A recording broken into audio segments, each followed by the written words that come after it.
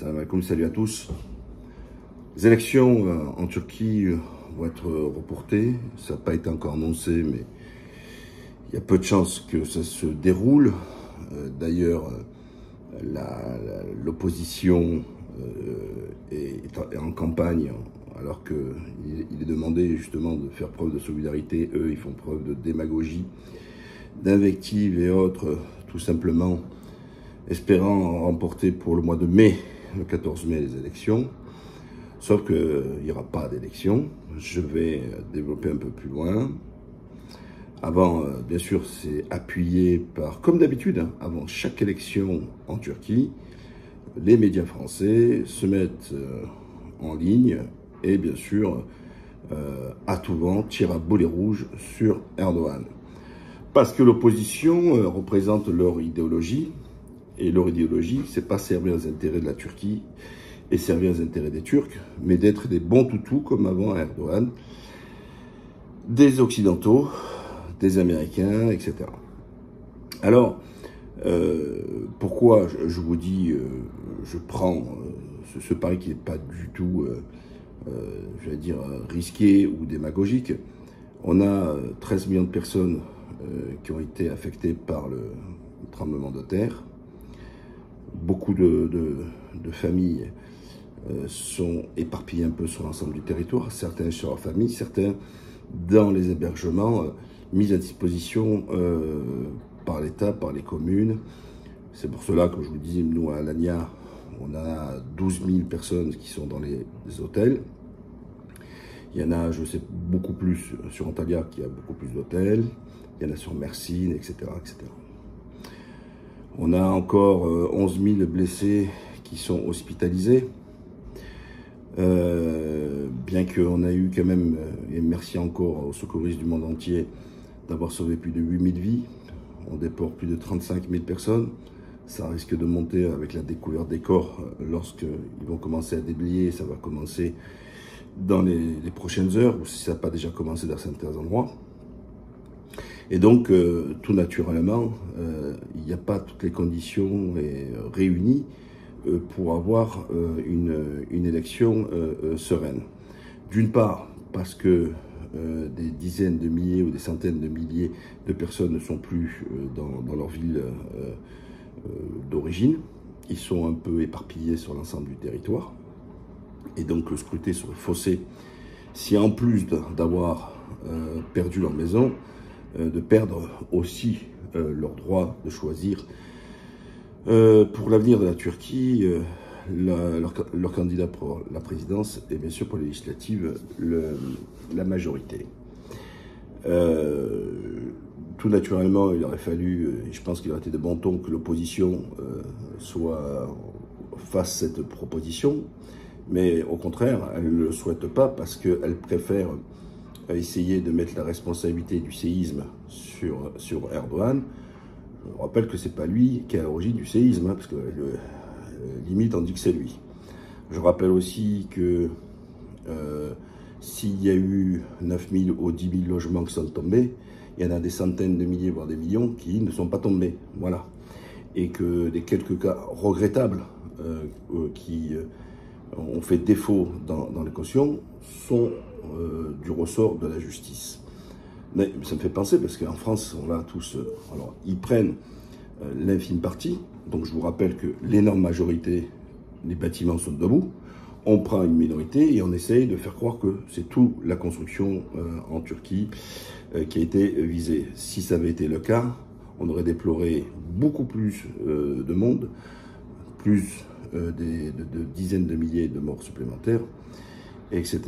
Donc, c'est bien la preuve que ça reste, certes, dramatique, mais ça reste minoritaire. Et donc, l'élection, moi je pense, alors je ne veux pas rentrer dans un débat religieux ou autre, mais ça peut sembler, ça peut toucher certains d'entre vous, je m'en excuse d'avance, c'est pas l'intérêt, mais c'est presque limite un mal pour un bien. Je m'en explique, mal pour un bien, c'est que je me dis que, est-ce que le fait que maintenant, quand le gouvernement en 2008 fait un décret pour ceux qui avaient construit de façon illégale, hein, le logement, je rappelle, avec la pression des gens qui leur disaient « on ne va pas casser mon logement parce qu'on n'a pas fait un dépôt de permis de construire ». Et donc le gouvernement avait accepté cette loi d'amnistie où les gens devaient régulariser leur situation. Ben, aujourd'hui, je pense que ça va verrouiller et que tous celles et ceux qui l'ouvrent là-dessus et qui ont un logement qui ne respecte pas les normes, qui a été construit antérieurement au décret et compagnie, acceptent. Et je pense que le gouvernement va aller là-dessus, ou devrait, ou je le souhaite, moi, aller là-dessus, d'être intransigeant. Maintenant, il faut démolir beaucoup plus rapidement, etc.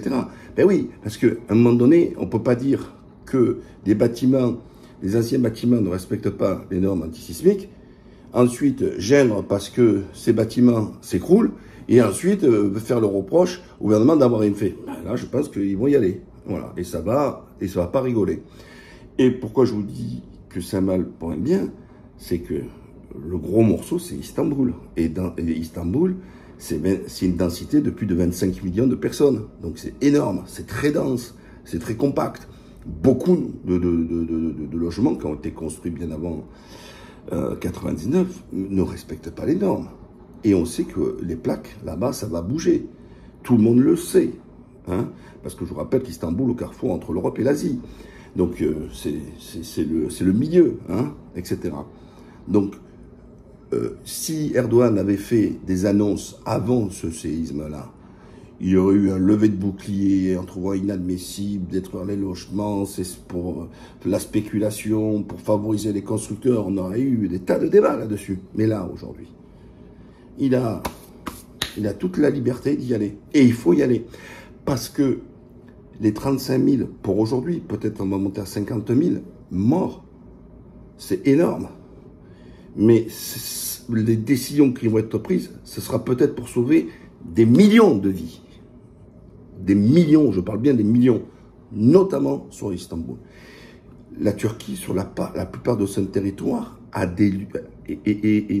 Et comment vous dire, est sur des zones sismiques. Il faut le savoir. Gouverner quel que soit le pays, c'est difficile.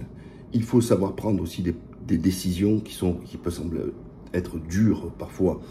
Mais face à sauver des vies, mais aucune décision n'est dure. Toutes les décisions sont bonnes. Mais pour cela, il faut que le peuple soit prêt. Et je pense qu'aujourd'hui, le peuple turc est prêt là-dessus. Ensuite, on parle pour les élections, est-ce qu'Erdogan va gagner, pas gagner? Je pense qu'il s'est engagé de construire des logements d'ici un an, donc je pense qu'il va attendre de reloger les gens, donc les élections risquent d'être reportées d'ici un an. Il tiendra ses engagements, parce que d'une part, en Turquie, on construit vite et bien, contrairement à ce qu'on peut dire, parce qu'on travaille beaucoup, il n'y a pas les 35 heures, que l'administration va être là pour appuyer, non pas pour les décourager, mais au contraire les encourager, et donc tout sera facilité administrativement, ce qui ne veut pas dire administrativement de s'enlever de ses obligations et de ses contraintes en termes de respect de qualité de construction. Et comme je le rappelle encore une fois, qui est à 95%. Voilà. C'est pas 95% qui n'ont pas tenu debout, c'est 95% qui sont tenus debout, qui n'en même pas 5% qui, eux, ne sont pas tombés debout. Donc, encore une fois, il faut tout remettre en perspective. Et je pense qu'il emportera parce que, encore une fois, l'histoire du séisme, c'est étranger à sa responsabilité et que ça va permettre d'apaiser les choses pendant un an, de voir les choses évoluer. Et puis, il sera noté, il sera jugé en fonction de ses réactions. Sa réaction sur les territoires qui ont été frappés et sa réaction sur des décisions pour éviter que dans le futur, on se retrouve dans la même situation. Voilà. Allez, n'oubliez pas, likez, partagez. À la prochaine.